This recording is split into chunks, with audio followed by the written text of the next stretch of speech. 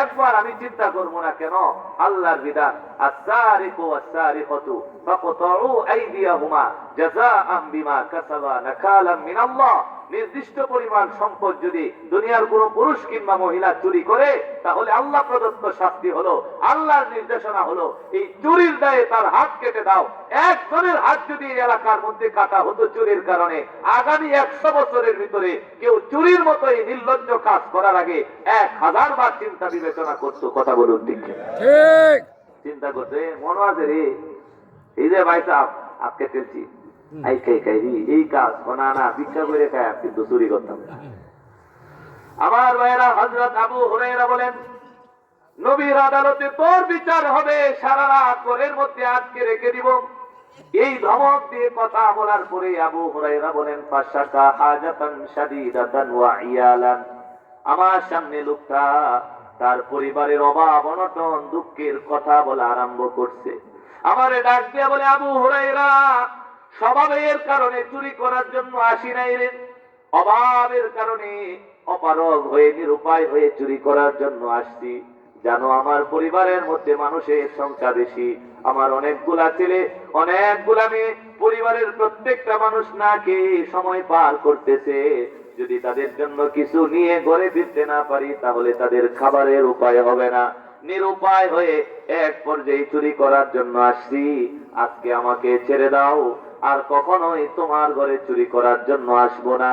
আমার ভাই আবু হুরায়রা বলেন, এই কথাগুলি বলার পর ফারাহিমতুহু, এই কথাগুলি আমি শুনে আমার দিলের ভিতরে তার প্রতি দয়া লেগে গেছে, মায়া লাগছে। ফাকাল্লাইতু সাবিলা, গভীর রাত্রে নবীর কাছে জিজ্ঞাসা না করে মায়ার কারণে আমি তাকে ছেড়ে দিলাম। রাত্রে ছেড়ে দিছি, ছেড়ে দেয়া দরজা লাগায় ঘুমায় পড়ছি। সকালে মসজিদে নববীতে আযান হয়েছে, নামাজ পড়ার জন্য আল্লাহ রাসূলের পিছনে গিয়া নামাজ পড়ছি। নামাজ শেষ করার পরে খেয়াল করবেন, আবু হুরায়রা বলেন, নবীর সঙ্গে প্রথম দেখা হয়েছে নামাজের পরে।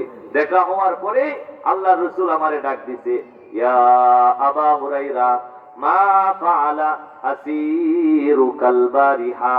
ও আবু হুরায়রা, রাত্রে বেলা যে একজনকে ঘরের ভিতরে বন্দী করছিলা, কি খবর? সে কি বলে তোমার কাছ থেকে রাত্রে বিদায় নিয়ে গেছে? সুবহানাল্লাহ। আরো জোরে কন্যা সুবহানাল্লাহ। আবু হুরায়রা তো আশ্চর্য, কি রে, আসমান ভাঙে মাথা পড়ছে, রাত্রে ছাইড়া দিলাম, কেউ আছেন না, আমি আর সুর পিস পিস করে কথা বলছি, পুরা এলাকা নীরব নিস্তব্ধ। একটা কুত্তাও সজাগ না। আল্লাহ নবী জানলো কেমনে? নবী জানলো কেমনে? তার মানে নবীজি গায়েব জানে। এই গোষ্ঠীর কেউ আছে?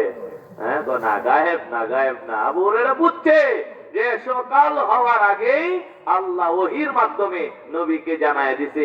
ওহি পাঠায়া এই রাত্রের খবর যিনি নবীকে জানায় দিছে, আওয়াজ দিয়ে বলেন তিনি কে? আরো জোরে বলেন তিনি কে? আবু হুরায়রা ডাক দিয়া বলেন, হুজুর, রাত্রে বেলা আমি ধরে ফেলছিলাম, এরপরে আমি তারে হুমকি দিয়ে বলছি সকাল বেলা নবীর আদালতে তোর বিচার হবে। এই কথাখানি বলার পরে ফাশাকা হাজাতান শাদীদাতান ওয়া ইয়ালান, নিজের পরিবারের অভাব অনটন আর কষ্টের কথাগুলি আমার সামনে বলা শুরু করছে। নবী এমন দয়া আমার দিলের ভিতরে লাগছে, আপনার কাছে জিজ্ঞাসা না করেই ছেড়ে দিয়েছি। ওগো আল্লাহর নবী, বেয়াদবি মাফ করবেন। ও নবী, আমার দায়িত্ব পালনে হয়তো ব্যাঘাত ঘটে গেছে। এই কথাগুলি বলার পরে আল্লাহর নবী ডাক দিয়া বলেন, আবু হুরায়রা, ইন্নাহু কদ কাযাবাকা, রাত্রে তোমারে চুরে যা শোনাইছে সব মিথ্যা কথা বলছে। ওয়া সায়াউদু, আজকেও রাত্র হইলে সেই চোর তোমার ঘরে আবার চুরি করার জন্য আসবে। সে রাত্রে যা বলছে সব কি বলছে বুঝেন? কাহিনী বুঝতেছেন? আজ যা রাত হইলে আজও চুরি করার লাগি তোমার ঘরে কি করবো? আইব। আজকে এটা কি যুক্তিতে ধরে? একটা চোরের গত রাত্রে ধৈর্যের পরে আপনি দয়া করে ছেড়ে দিচ্ছেন, বলছেন আর আইস না। অন্তত প্রতিবেশী অন্য কারো বাসায় আসবে, ঘরে আসবে, কিন্তু 2-4-5 বছরে আপনার ঘরে আসার কথা। কথা ঠিক না? আবু হুরায়রার যুক্তিতেও ধরে না, অন্য কেউ বললে বিশ্বাস হইতো না। কিন্তু আবু হুরায়রা বলেন, যখন নবীর জবান মুবারক থেকে আল্লাহ নবী কথাটা বললেন, ওয়া সায়াউদু, আবু হুরায়রা, আজকে রাত্রে চোর তোমার ঘরে আবার আসবে। আবু হুরায়রা বলেন, কোনো সন্দেহ নাই, নবী যেহেতু বলছে চোর আসবেই আসবে, নবী বলছে, তার মানে এটা বাস্তব হবেই হবে। কারণ আল্লাহ রসুলের জবান থেকে কোনো কথা বাইরে আর এটা বাস্তবায়িত হইতো না, এটা অসম্ভব। নবী 1450 বছর আগে কিয়ামতের যত আলামত বলে গেছে, সব এখন আমরা বাস্তব সমাজে পাইতেছি। কথা বলুন ঠিক কিনা? কয় পুরুষেরা সব কর্মী হয়ে পড়বো, ব্যক্তি সব